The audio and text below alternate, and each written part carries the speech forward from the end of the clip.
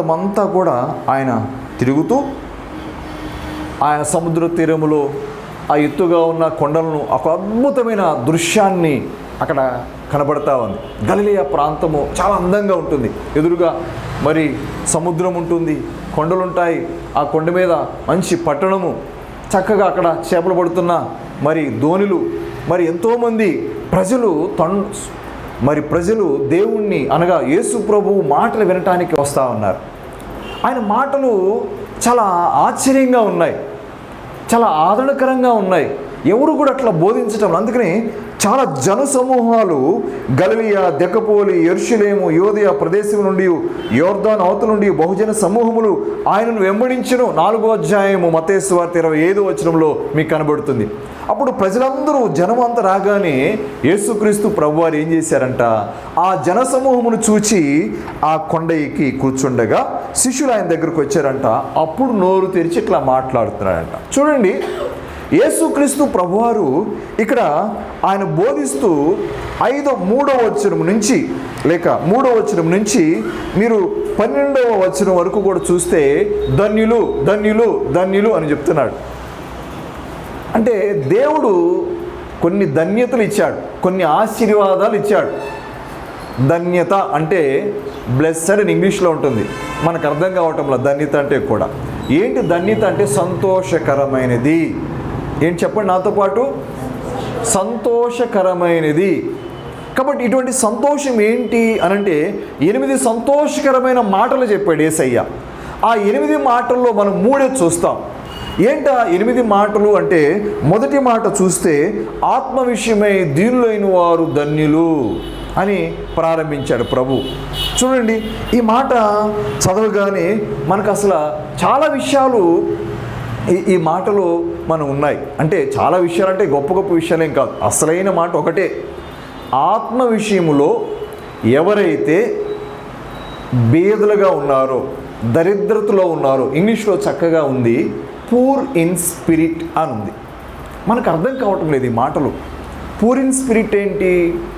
ఆత్మలో బేదలుగా ఉండటం ఏంటి అనంటే, ఈ యేసుక్రీస్తు ప్రభువారు ఈ మాటను ఎక్కడి నుంచి తీసుకున్నాడు అంటే, ఆయన దేవుడే. ఆయనే మోషేకు ధర్మశాస్త్రం ఇచ్చాడు. అదే దేవుడు యెషయాకు 61వ అధ్యాయము ప్రవచనాత్మకంగా ఒక అధ్యాయం ఇచ్చాడు. ఆ అధ్యాయంలో యెషయా కూడా ఇదే మాట రాశాడు. ఏం మాట రాశాడు చదవండి.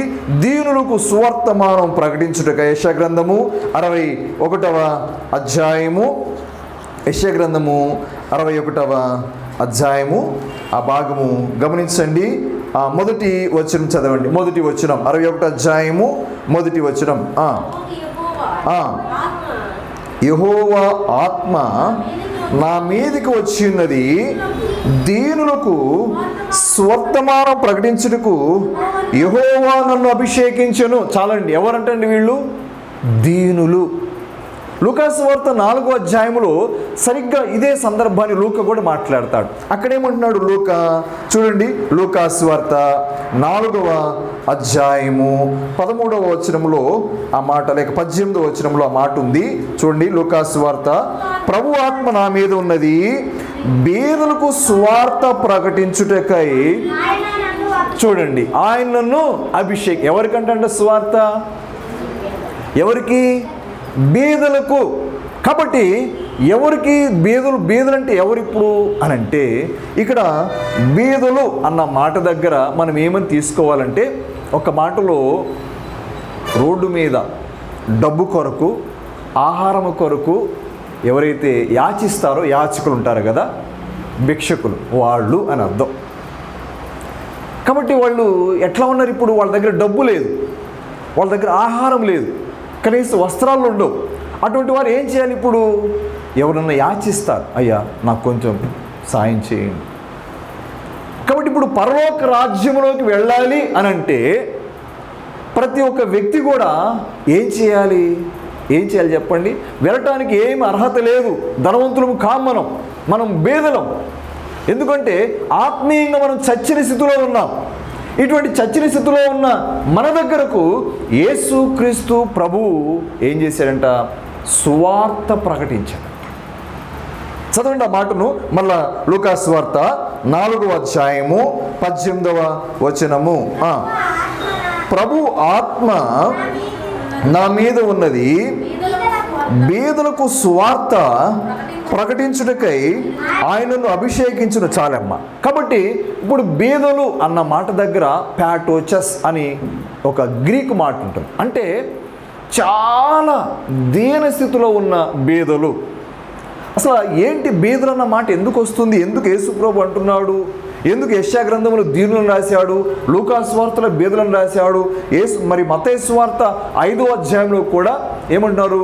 దీనులైన వారు అని ఎందుకు అంటున్నారు అంటే, బబులోనులో చెరలోనికి వెళ్ళిపోయిన ప్రజల గురించి మాట్లాడుతున్నారు. ఇక్కడ యెషయా గ్రంథంలో చెరలోనికి వెళ్ళిపోయిన వాళ్ళకి ఇళ్ళుంటాయా? ఇల్లుండవు. ఎక్కడో కొన్ని వందల కిలోమీటర్ల దూరంలో ఉన్న బబులోను పట్టణానికి వీళ్ళు బందీలుగా చేయబడ్డారు. కొంతమంది చంపబడ్డారు. వాళ్ళ బంధువులు, వాళ్ళ తల్లిదండ్రులు, అన్నదమ్ములు, అక్క చెల్లెండ్రు, కుమారులు, కుమార్తెలు. కొంతమంది బానిసలకు వెళ్ళిపోయారు. కొంతమంది బలహీనంగా ఉండిపోయారు. ఇళ్ళు లేవు, వాకిళ్ళు లేవు, ఆస్తులు లేవు, చివరకు ఇష్టమైన వారి ప్రాణాలు లేవు. ఇప్పుడు వారు ఎక్కడో చెరలో ఉన్నారు, మందిరం లేని పరిస్థితి. కాబట్టి వారు మరలా ఆ దేశానికి వస్తే ఇల్లు కానీ, పొలము కానీ, ఆస్తులు కానీ ఏమి లేవు. ఇప్పుడు వారు ఎవరు? బీదలేనా? బీదలే. ఇటువంటి బీదల దగ్గరకు దేవుడు తన ప్రవక్తను పంపిస్తున్నాడు, తన మాటను పంపిస్తున్నారు. నేను మిమ్ములను ఏం చేస్తాను? నా రాజ్యంలోకి తీసుకువెళ్తా. మీరు బబులోను చెరలో ఉన్నారు కదా, తిరిగి మీరు మీ దేశానికి వెళ్తారు. మీ యొక్క దేశం ఇశ్రాయేలు దేశం, నా దేశంలోకి మిమ్మల్ని తీసుకొస్తా, నా పట్టణంలోకి మిమ్మల్ని తీసుకుని వస్తా. కాబట్టి ఎవరు వస్తారు? ఆత్మ విషయమై దీనులైన వారు ధనిలు. అయ్యో, నేను ఈ బబులోను పట్టణంలో నేను ఎలా చెరగా ఉన్నాను, నేను ఇంత భేద స్థితిలో ఉన్నాను, నా స్థితి ఎట్లా బాగవుతుంది, నేనెంత ధనవంతులు అవుతాను. నా దేశంలో ఉన్నప్పుడు నా పంట తింటూ, నా ఆహారం తింటూ, నా యొక్క ఇంట్లో ఉంటూ, నా తల్లిదండ్రులతో కుటుంబంతో సంతోషించేవాడిని. ఇప్పుడు ఎక్కడో దూరముగా చెరలో బంధించబడి బానిసగా నేనున్నా. ఇటువంటి బానిసల స్థితిలో ఉన్న ఎవరైతే గుర్తిస్తారో, అయ్యో నేను ఇంత బానిసగా ఉన్నానే, నా దేశం ఎక్కడా, నా ఊరెక్కడా, నా మందిరం ఎక్కడా, నా కుటుంబం ఎక్కడా? ప్రియమైన వాళ్ళరా, ఈ మాటలు ఒక్క యూదులకు మాత్రమే కాదు, నీకు నాకు కూడా. మన పట్టణము పరలోక పట్టణము, మన దేశము పరలోక దేశము, మన స్వాస్థ్యము పరలోకములో ఉన్నది. మన దేవుడు, మన బంధువులు అక్కడ ఉన్నారు. ఇప్పుడు దేవుడు ఏం చేస్తున్నాడు అంటే, చాలామందికి అర్థం కావటం వల్ల, అయ్యో నేను ఎట్లా, కొంతమంది బబులోన్లో ఏదో ఒకట్లే శుభ్రంగా ఏడే ఉండి తినేసి బతుకుదాం, మళ్ళీ అక్కడికి పోయి ఏం చేస్తాం? ఇంకా వాళ్ళకి ఆత్మీయముగా వెలిగించబడలేదు.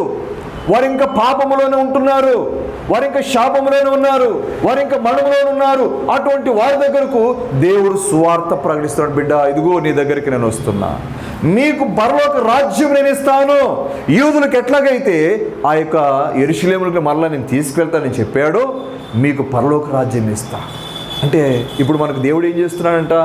సంతోషకరమైన మాట ఏంటంటే, మీరు ఆత్మీయముగా రూపాయి లేకపోయినా, పైసా లేకపోయినా, ఎంత దరిద్ర స్థితిలో ఉన్నా, ఎంత పాపములో ఉన్నా కూడా నేను మిమ్మల్ని పరలోకం తీసుకెళ్తా, నేను మీకు పరలోకం ఇస్తాను అని చెప్తున్నాడు. ఇప్పుడు మనం దేనికి బట్టి సంతోషించాలి? ఏమీ లేని నీకు నాకు యేసుప్రభు ఏమిస్తున్నాడంటే ఇప్పుడు పరలోక రాజ్యం. అది దేవుడు చెప్తున్నమాట. చూడండి, యెషయా గ్రంథము 61వ అధ్యాయము ఆ మాటను మళ్ళా చదవండి. 61వ అధ్యాయం యెషయా గ్రంథము. ప్రభువు యెహోవా నా మీదకి వచ్చి ఉన్నది, దీనులకు సువార్తమానం ప్రకటించుటకు యెహోవా నన్ను అభిషేకించను. చాలండి, ఇక్కడ గమనించండి, యేసుక్రీస్తు ప్రభువు గురించి చెప్పడని మాట మరి దేవుని ఆత్మ అనగా పరిశుద్ధ ఆత్మ దేవునితో తండ్రి అయిన దేవుడు యేసయ్యను అభిషేకించాడంట. దేని కొరకు? ఎక్కడో చెరలో ఉన్న యూదులను దేవుడు ఏం చేస్తున్నాడు? మిమ్మల్ని మరలా యెరూషలేము తీసుకెళ్తా. ఇదిగో నీవు నేను కూడా చెరలో ఉన్నాం. ఏ చెర? సాతాననే చెరలో ఉన్నాం, పాపం అనే చెరలో ఉన్నాం, మరణం అనే చెరలో ఉన్నాం. ఇట్లాంటి నీ దగ్గరకు దేవుడు వచ్చాడు. నీ దగ్గరకు వచ్చి ఏమంటున్నాడు తెలుసా? పాపం ఒప్పుకోరాదా? నిన్ను కొరకు చనిపోయాను కదా, నువ్వు ఎంత బాధలో ఉన్నావు, ఇదిగో నువ్వు నరకానికి వెళుతున్నావు, నీ కొరకు నేను మనుషుడిగా భూమి మీదకి వచ్చా. ఇదిగో దేవుడు నన్ను పంపించాడు, నిన్ను పరలోకము కొరకు తీసుకువెళ్ళాలని. నువ్వేం చేయాలంటే, పరలోకం వెళ్ళాలంటే 3 పనులు. 1 వినాలి, 2 పశ్చాత్తాపడాలి, 3 దేవునికి లోబడాలి. దేవుని గురించిన సువార్త యేసయ్య చెప్పగానే ఎవరైతే వింటారో, విన్నవాళ్ళు ఎవరైతే అవును నిజమే, నేను ఆత్మీయంగా దరిద్రమైన స్థితిలో ఉన్నా, నా హృదయంలో చూస్తే ఎన్నో భయంకరమైన పాపములు ఉన్నాయి, ఎన్నో శాపకార్యములను చేశా, ఆ రాజ్యానికి నేను అర్హుడును కాను, నేను పాత్రుడును కాను, అయ్యా నన్ను క్షమించయ్యా, విరిగిపోయి నలిగిపోయిన హృదయముతో ఎప్పుడైతే దేవుడు నీతో మాట్లాడినాడో, నాతో మాట్లాడినాడో, మన పాపములు ఎప్పుడైతే ఒప్పుకున్నామో, తర్వాత దేవునికి లోబడ్డామో, వెంటనే దేవుడు ఏం చేస్తాడు, నేడే నువ్వు నాతో కూడా పరదేశంలో ఉంటావు. దొంగతన్నాడు కదా, చూసారా? విన్నాడు, చూశాడు, ఒప్పుకున్నాడు, పశ్చాత్తాపడి ఒప్పుకున్నాడు. కనుక ప్రియమైన వారా, ఈ మాటలో మనం నేర్చుకునే సత్యం ఏంటంటే, పరలోక రాజ్యముకు వెళ్ళటం అనేది కేవలము యేసయ్య ద్వారా మాత్రమే. ఆ ఆశీర్వాదాన్ని యేసయ్య ఈ రోజున నీకు ఇచ్చాడు. లూకాసు వార్త 18వ అధ్యాయములో 9వ వచనం నుంచి 14వ వచనం వరకు కూడా మనకి 2 మనుషులు కనపడతారు. ఒక వ్యక్తి పరిసయ్యుడు, మరొక వ్యక్తి సుంకరి. పరిసయ్యుడు ఏం చేస్తున్నాడు? నేను నీతిమంతుడును, నేను మంచోడిని, నేను దశభాగం ఇస్తా, నేను ఉపవాసం ఉంటా, నేను ప్రార్థన చేస్తా, అన్నీ చేస్తా. కానీ వీడు ఏం చేయట్లా. ఎవరు? ఈ సుంకరి. వీడికంటే నేను బాగున్నా, వీడికంటే నేను మంచిగా ఉన్నా, వీడికంటే ఎక్కువ ప్రార్థన చేస్తుంటున్నా, వీడికంటే ఎక్కువ ఉపవాసం ఉంటున్నా, కాబట్టి నేను పరలోకానికి సరిపోతాను, నేను I'm eligible for the Kingdom of God, ఆ రాజ్యానికి నేను సరిపోతాను, నాకంత మంచితనం ఉందో, ఎంత భక్తి ఉందో, ఎంత డబ్బు ఉందో. దేవుడు అంటాడు, ఆ రెండో వాడు ఉన్నాడు, ఆయన ఏమంటున్నాడు చెప్పండి? దేవాలయం దగ్గరికి వచ్చాడా? రావట్లేదు. ఎందుకు దూరంగా ఏం చేస్తున్నాడు? ఉన్నాడు, మోకాళ్ళు ఉన్నాడు, ఆకాశం వైపు కన్నులెత్తడానికి కూడా ధైర్యము సరిపోవటంలా గుండె రొమ్ములు కొట్టుకుంటూ ఏమంటున్నాడు? దేవా, పాపినైన నన్ను కరుణించు. ఆత్మ విషయమై దీనులైన వారు ధన్యులు, పరలోక రాజ్యము వారిది. ఎవరైతే విరిగి నలిగిన హృదయముతో పరిశుద్ధాత్మ దేవుడు అభిషేకించిన యేసయ్య మాటలను కనుక విని పశ్చాత్తాపంతో పాపములు ఒప్పుకుంటారో వారిది పరలోకం. ఈ రోజున నీవు నేను ఆ పరలోక రాజ్యములో అడుగుపెట్టడానికి కారణము నీ మంచితనమో, నా మంచితనమో, కులమో, మతమో, డబ్బో ఇంకదేమి కాదు. ఏంటి? దేవుని యొక్క ప్రేమ, దేవుని యొక్క కృప. విరిగిపోయాడండి ఆ మనుషుడు. కాబట్టి ఆ మనుషుడి గురించి యేసుప్రభువు ఏమంటున్నాడు? లూకాసు వార్త 18వ అధ్యాయము, 18వ అధ్యాయము 14వ వచనం చూడండి.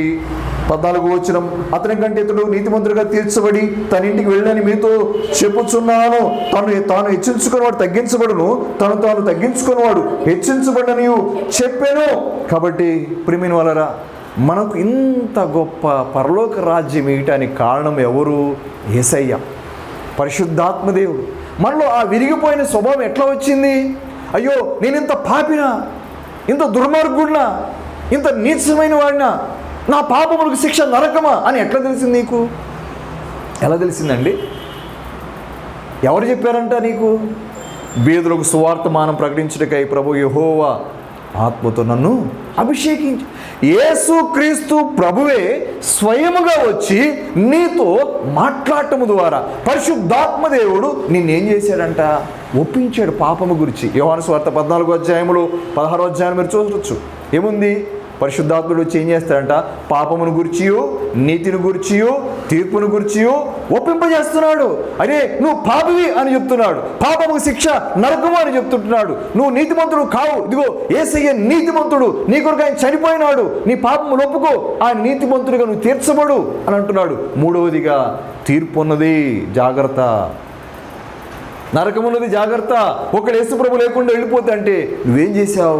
నిజమే ప్రభువా, పరిశుద్ధాత్ముడు ఒప్పింపుకు లోబడి సబ్మిట్ చేసుకొని ఆయనకు అధికారం మీద ఒప్పుకొని, అయ్యా నేను పాపాత్ముడిని, నన్ను క్షమించు అని అడగటం ద్వారా నీకు దేవుడు పరలోక రాజ్యం ఇచ్చాడు. కాబట్టి ఈ మాటలో ప్రభువా, నీవు నాకు సువార్త చెప్పావు, నువ్వు నన్ను వెతికి వచ్చావు, నేను వెతికి నీ దగ్గరకు వచ్చాను, నశించిన దాన్ని వెతికి రక్షించడానికి మనిషి కుమారుడు ఈ లోకములకు వచ్చాడు. నువ్వు ఎక్కడ ఏ ప్రాంతంలో ఉన్నా, ఏ కుటుంబంలో ఉన్నా, దేవునికి ఎంతో దూరముగా ఉన్నా, దేవుడు అంటే తెలియకపోయినా ఎట్లా వచ్చాడు నీ దగ్గరికి అండి? ఎట్లా వచ్చాడు దేవుడు? ఏ సందర్భం, ఏ మనిషి, ఏ పరిస్థితి, ఏ అనుభవం, ఏ రోగము, ఏ బలహీనత, ఏ పేద పరిస్థితుల్లో, ఎన్ని పరిస్థితుల్లో దేవుడు నిన్ను వాడుకుంటూ, ఆయన ఉద్దేశం ఏంటి?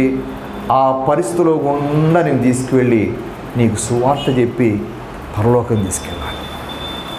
ఈ భూమి మీద ఒక వ్యక్తి ఇంతకంటే ఎక్కువ దానం ఏం చేయలేడు, ఇక లేదు. అంత గొప్ప దానం చేశాడు దేవుడు నీకు. పరలోకాన్ని ఇట్లా నీకు పోసాడు నీ చేతిలో. దానికి ఏం చేయాలి అంటే, ఏం చేయాలి చెప్పండి? ఏం చేయాలి? ప్రభువుని ఆరాధించాలి. మీరు కొంతమంది ఇప్పుడు ఇక్కడున్న ఇద్దరు వ్యక్తులలో నేను ముగిస్తున్నాను ఈ తలంపును. ఇద్దరు వ్యక్తులు, నీతిమంతుడు లాగా కనబడుతున్న పరిసేయుడు ఏమంటున్నాడు? పరలోకం ఇవయ్యా, పరలోకం ఇచ్చేయి అని అంటున్నాడు. ఇస్తాడు అట్లా అంటే? నేను మంచివాడు, నీవు బస్సు ఎక్కి కూర్చున్నాము, మా వాళ్ళకి కొంతమంది వచ్చి పేపర్ వేసుకుని వెళ్ళిపోతారు. ఇట్లా చూసారా? ఒక పేపర్ వేసుకుని వెళ్ళిపోతారు. మనం తీసుకుంటున్నామో తీసుకోవట్లేదు, మనకు వాడికి సంబంధం లేదు, పేపర్ వేసుకుని వెళ్ళిపోతారు మొత్తం. ఎవరన్నా పొరపాటున ఆ పేపర్ కానీ పట్టుకుని దాంట్లో ఏముంటుంది? నేను ఫలానా నాకు ఇటువంటి రోగములు ఉన్నాయి, నాకు ఇటువంటి వ్యాధులు ఉన్నాయి, నాకు సహాయం చేయండి అని దాని మీద రాయబడి ఉంటుంది.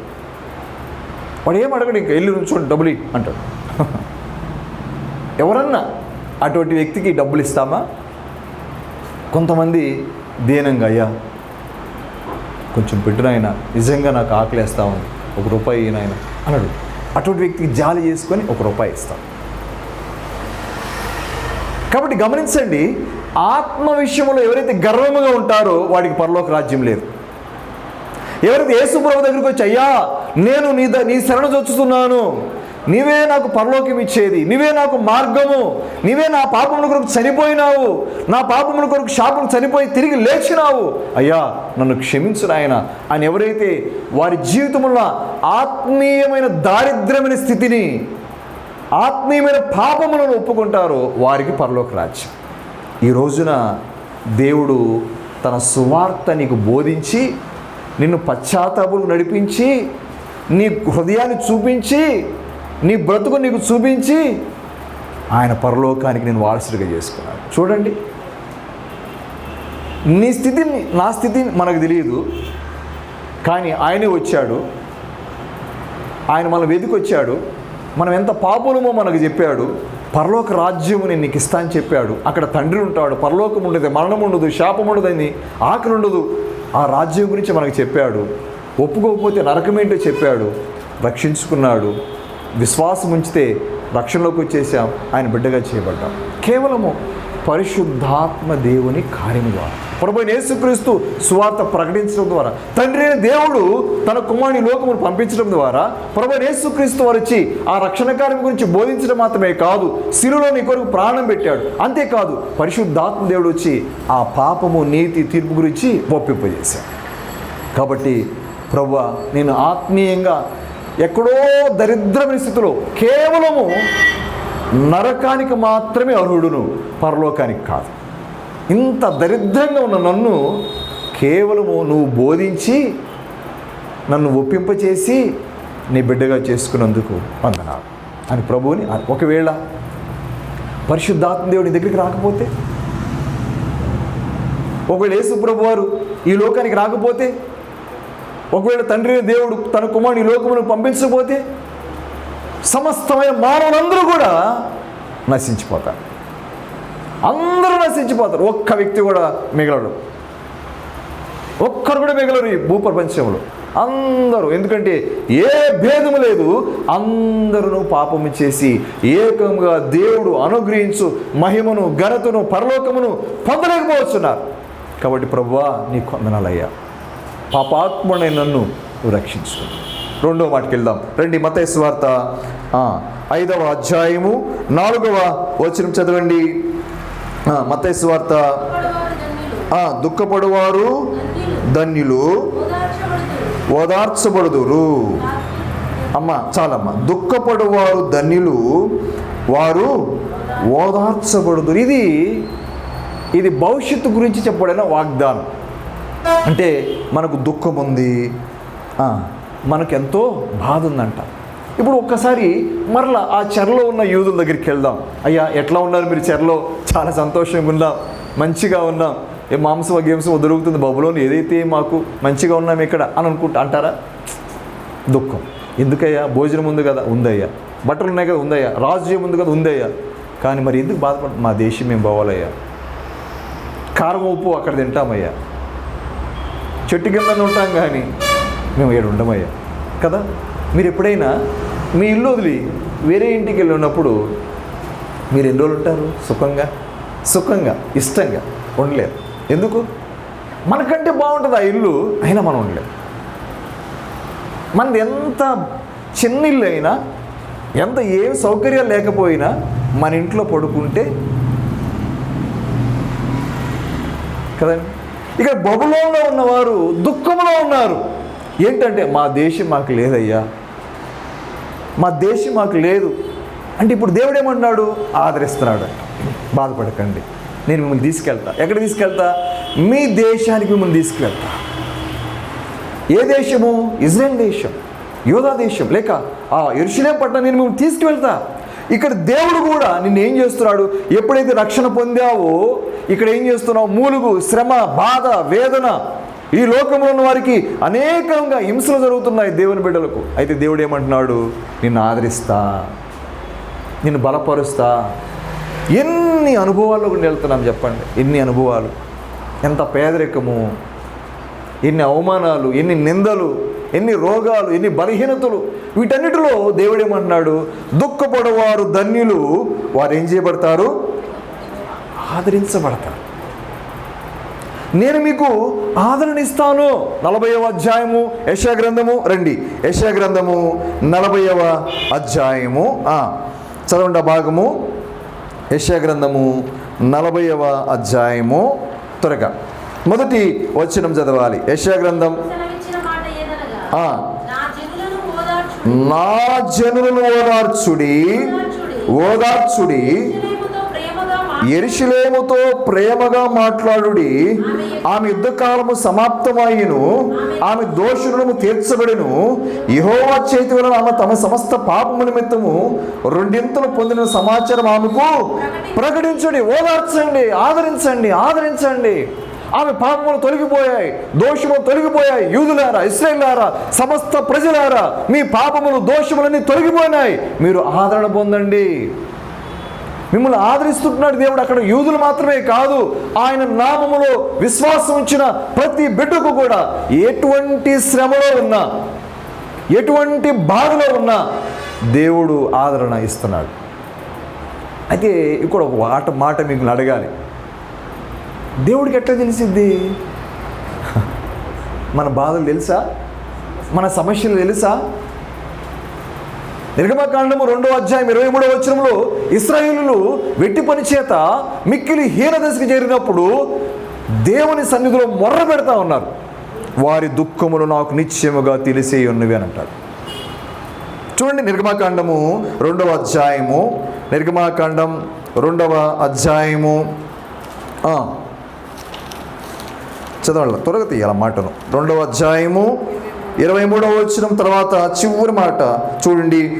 తాము చేయొచ్చు ఇశ్రాయేలు తాము చేయొచ్చుని వెట్టి పనులను బట్టి నిట్టూర్పులు విడుచుచు మొరపెట్టుచుండగా తమ వెట్టి పనులను బట్టి వారి పెట్టిన మొర దేవుని యొద్దకు చేరెను.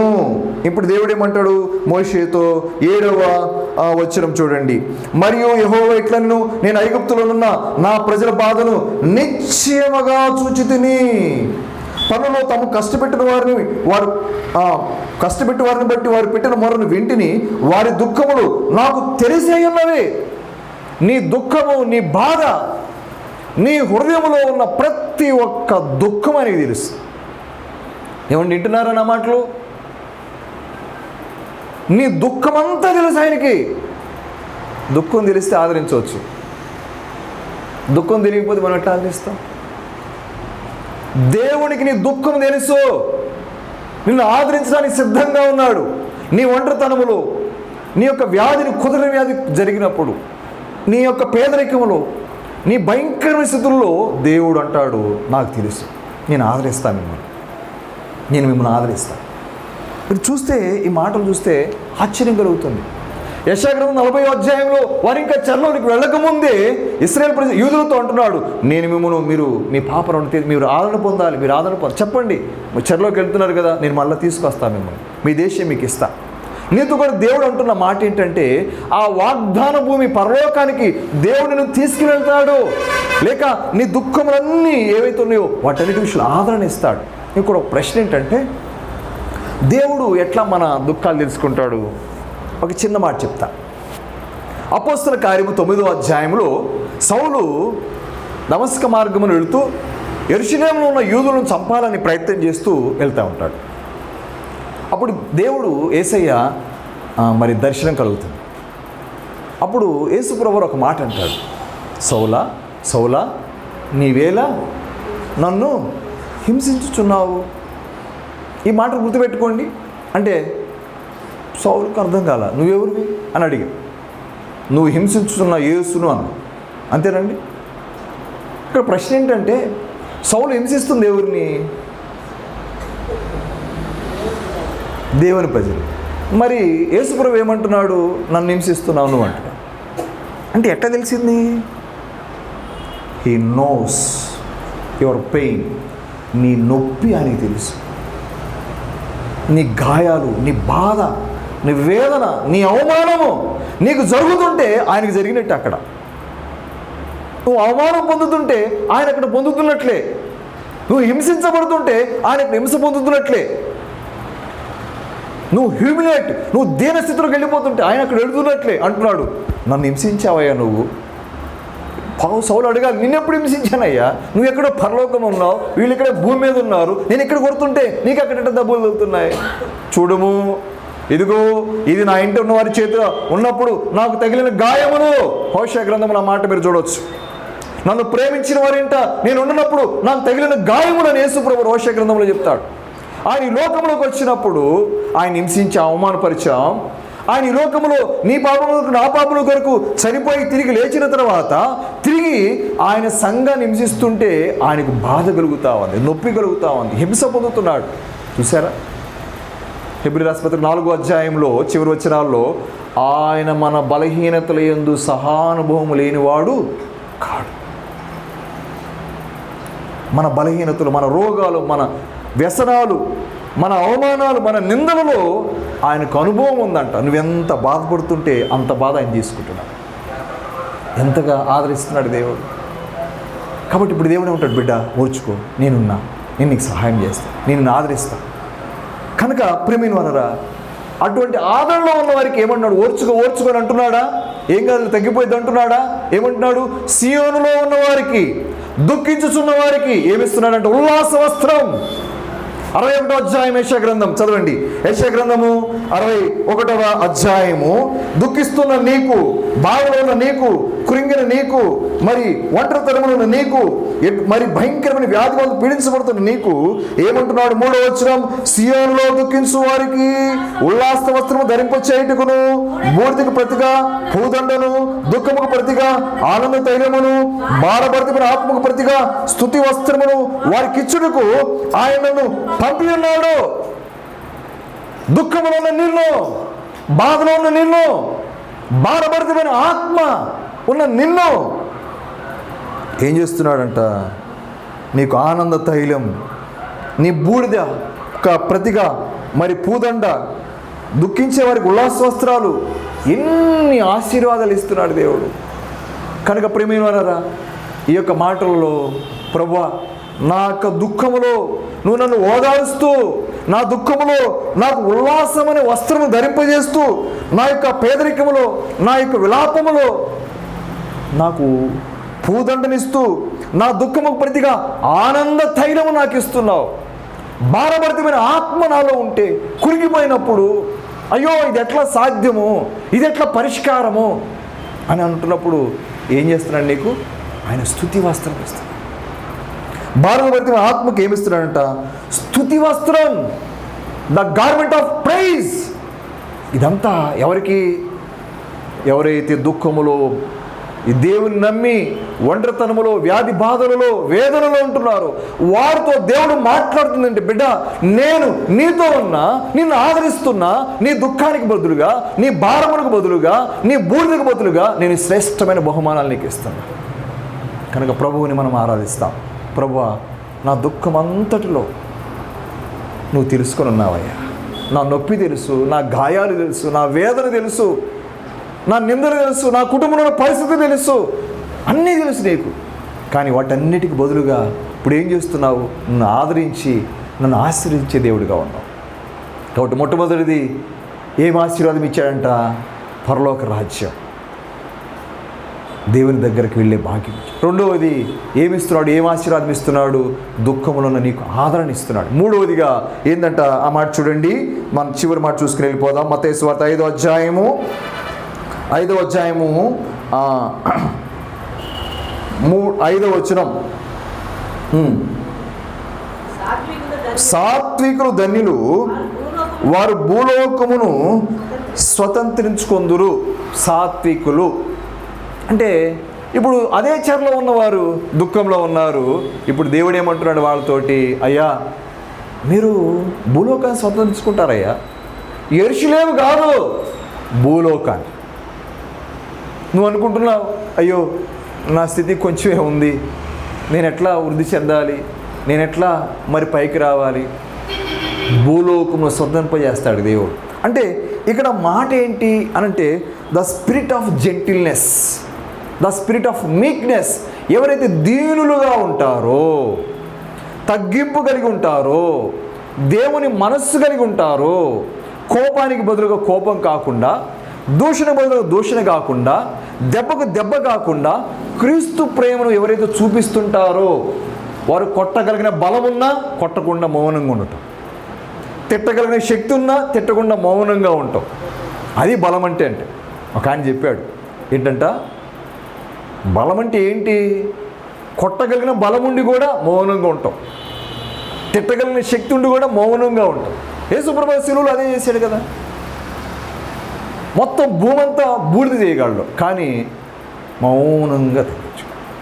నేను సాత్వికుడును, దీన మనస్సు గలవాడును, కనుక మీ కాడి నా మీద పెట్టుకో, నా కాడి మీ మీద పెట్టుకొని నా యుద్ధ నేర్చుకోండి.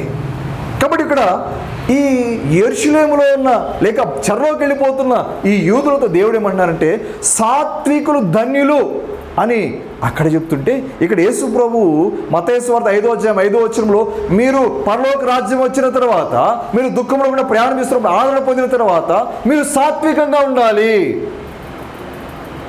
ఈ సాత్వికం ఉంటే మీకేమిస్తా నేను? ఏమిస్తాడంట? ఇది 2 భాగాలు. ఒకటి సాత్వికంగా ఉండటము, సాత్వికంగా ఉంటే బహుమానాలు ఏంటంట? భూలోక రాజ్యం. ఇప్పుడు యెరూషలేములో ఉన్న బబులోనులో ఉన్న యూదులకు ఏమిస్తాడు? యెరూషలేము ఇస్తాడు. ఇప్పుడు నూతన నిబంధనలో ఉన్న మనకేమిస్తాడు? పరలోకం, వాగ్దాన దేశం ఇస్తాడు. ఈ భూమి మీద స్వతంత్రింపజేస్తాడు, ఒకటి లేకపోతే అక్కడ స్వతంత్రింపజేస్తాడు. సంఖ్యాకాండం 12వ అధ్యాయంలో మోషే ఒక వివాహం చేసుకుంటాడు, కూషు దేశస్థపు స్త్రీని వివాహం చేసుకుంటాడు. చేసుకున్నప్పుడు మిరియాము అహరోనులు ఇద్దరు కూడా బాగా ఆయన తిడతారు. తిట్టినప్పుడు మోషే మౌనంగా ఉంటాడు. సాత్వికుడు. దేవుడు అంటాడు, భూమి మీద ఉన్న వారందరిలో మిక్కిలి సాత్వికుడు, మీరేలా భయపడలేదు నా సేవకుని వ్యతిరేకంగా మాట్లాడటానికి అంటే. మరి ఇప్పుడు మోషే సాత్వికుడే కదా, చాలా మంచిది. నీళ్లు లేనప్పుడు, ఆహారం లేనప్పుడు, మరి శత్రువుల భయం చేత ఇశ్రాయేలు ప్రజలంతా కూడా పెద్ద గొల్లును ఏడ్చి కేకలు వేసి రాళ్లతో కొట్టి చంపాలని మోషేని రాళ్ళు పుచ్చుకుంటే సాత్వికంగా భూమి మీద సాగిలపడతాడు. సాత్వికుడే. దాతాను, కోరాహు, అబ్రాహాములు మోషేకు వ్యతిరేకంగా, అహరోనులకు వ్యతిరేకంగా తిరుగుబాటు చేసినప్పుడు సాగిలపడతాడు. సాత్వికుడే. కానీ మరి భూలోకాన్ని స్వతంత్రం చేసుకోవాలి కదా, వాగ్దాన భూమిని స్వతంత్రం చేసుకోవాలి కదా. కానీ ఏమైపోయింది? సంఖ్యాకాండంలోకి వచ్చేసరికి ఏమైపోయిందని చదవండి. సంఖ్యాకాండము 20వ అధ్యాయము, సంఖ్యాకాండము 20వ అధ్యాయము 10వ వచనము, ద్రోహులారా మీకు నేను ఈ బండ నుండి జలము రప్పించాలా అని పలికి ఆ బండను 2 మార్లు కొట్టినప్పుడు 17వ అధ్యాయము 20వ అధ్యాయము 10వ వచనం, తర్వాత మోషే అహరోనులో ఆ బండ ఎదురు సమాధిని పోగు చేసినప్పుడు అతడు వారితో, ద్రోహులారా వినుడి, మేము ఈ బండలో నుండి మీ కొరకు నీళ్లు రప్పించవలన అనెను. అప్పుడు ఆ బండను కొట్టగా నీళ్లు సమృద్ధిగా ప్రవహించెను, సమాజాన్ని పశువులు త్రాగిను. అప్పుడు యెహోవా మోషే అహరోనుతో, మీరు ఇశ్రాయేలు కన్నుల ఎదుట నా పరిశుద్ధత సన్మానించినట్లు నన్ను నమ్ముకొనపోతే కనుక ఈ సమాజమును నేను వారికి ఇచ్చిన దేశంలోనికి మీరు తోడుకొని పోరని చెప్పాను. అయిపోయింది. భూలోకాన్ని స్వతంత్రం చేసుకున్నారా? వాగ్దాన భూమిని స్వతంత్రం చేసుకున్నారా? ఎందుకు? యాంగర్, కోపం, సాత్వికాన్ని పక్కకు పెట్టేశాం. కాబట్టి ఎన్ని చోట్ల సాత్వికంగా ఉన్నప్పటికీ 20వ అధ్యాయానికి వచ్చేసరికి సాత్వికాన్ని కోల్పోయాడు. ఇప్పుడు ఒక మాట అడుగుతాను మిమ్మల్ని, మనం ఎన్నిసార్లు భావావేశాలను కంట్రోల్ చేసుకోలేకపోయాం? ఎమోషన్స్, కోపం, ద్వేషం, పగ, సాత్వికం లేకుండా, దేవుని బలం ఉపయోగించకుండా మన సొంత కోపముతో, సొంత మాటలతో, గాయపరిచే మాటలతో మనం ఏం చేశాము? ఎంతోమందిని దూషించాం, అవమానపరిచాం, నిందించాం, హింస పెట్టాం. అయితే ఇప్పుడు మోషేకు వాగ్దాన భూమిని నేను చూపించను, అహరోను ఇదిగో నువ్వు అక్కడ ఆ నెబో ఆ శిఖరం ఎక్కి మరి ఆ కొండ శిఖరమున నువ్వు అక్కడ హోరు అన్న కొండ మీద నువ్వు చనిపో, నెబో శిఖరం మీద మోషే మోయాబు దేశం నువ్వు చనిపో, కానీ నువ్వు చూడటం మాత్రమే చూడు మోషే అని సంఖ్యాకాండము ద్వితీయోపదేశకాండం చివరి అధ్యాయంలో చెప్పి ఆయన తీసుకుని వెళ్ళిపోతాడు. మరి ఎన్నిసార్లు మనము దేవుని సాత్వికాన్ని మరి మనం ఉపయోగించుకోకుండా, మనం సాత్వికంగా జీవించకుండా ఆ కోపముతో మనం నింపబడ్డాం.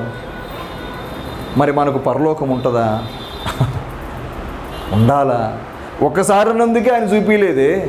మరి ఎన్నిసార్లు దేవుడికి వ్యతిరేకంగా మనం కోపాన్ని ఎక్సర్సైజ్ చేశాము? అయితే ఇప్పుడు గమనించండి, దేవుడు ఏం చేస్తున్నాడు? ఇప్పుడు మనల్ని క్షమిస్తున్నాడు, కృపిస్తున్నాడు. మనకి ఏం చేస్తున్నాడు? అయ్యా నేను సాత్వికుడుగా లేకుండా తప్పిపోయాను అని దీనులుగా ఎప్పుడైతే వేడుకుంటున్నామో ఆయన కృప ఇచ్చి మనల్ని సమకూర్చుకుంటున్నాడు. కాబట్టి మనం ముగిద్దాం. ప్రభువా, ఎన్నోసార్లు నా కోపము, ద్వేషము, పగ, హింసకు నేను అప్పగించుకున్నా కూడా నాయన నువ్వు నన్ను క్షమిస్తున్నందుకు వందనాలు. ఆ పరలోక వాగ్దాన దేశము నాకు స్వతంత్రింపజేస్తున్నందుకు నేను నిన్ను స్తుతిస్తున్నా అని ప్రభువుని ఆరాధిస్తాం. 3 మాటలు చెప్పాం. ఏంటి చెప్పండి? 3 మాటలు. 1, పరలోక రాజ్యాన్ని మనకిస్తున్నాడు. ఎందుకు? మన అర్హత ఏంటి? మనము దరిద్రులమని, ఆత్మీయంగా మనం బలహీనులమని, మనకు పరలోక రాజ్యం వెళ్ళడానికి ఏ అర్హత లేదని మనం గుర్తించాము. ఎట్లా గుర్తించాము? దేవుడే వచ్చి చెప్పాడు మనకి. దేవుడు విరిగిన హృదయం కలిగి ఉన్న మనలను మా దగ్గరకు వచ్చి పాపము, నీతి, తీర్పుంచి ఒప్పింపజేశాడు. అవును నిజమే ప్రభువా, నేను పాపాత్ముడు, నన్ను క్షమించు అని అడిగా. రెండవదిగా మరి దుఃఖపడే పరిస్థితిలో ఉన్న మనలకు దేవుడు ఏం చేస్తున్నాడు? మనల్ని ఆదరిస్తున్నాడు. 3వదిగా చెప్పండి, పరలోక దేశాన్ని స్వతంత్రింపజేస్తున్నాడు, వాగ్దాన భూమిని లేక పరలోకాన్ని. కాబట్టి కోల్పోయిన ప్రతి ఒక్కదాన్ని దేవుడు ఇచ్చేవాడుగా మనకు కనబడతాడు. కాబట్టి 3 ఆశీర్వాదాలను బట్టి ప్రభువుని మనం ఆరాధిస్తాం. మోకరించండి.